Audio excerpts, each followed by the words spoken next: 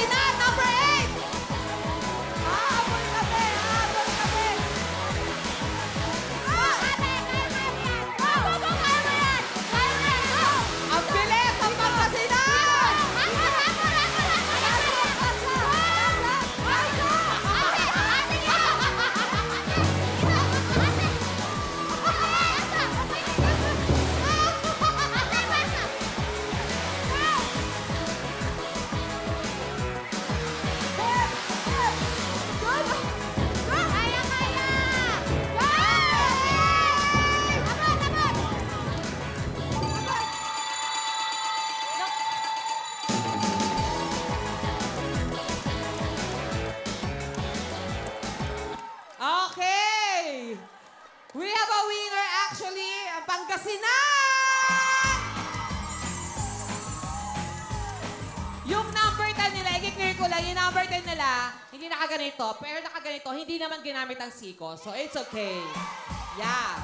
Basta pag ginamit ang siko, yun ang disqualified, okay? Hindi kami umabol.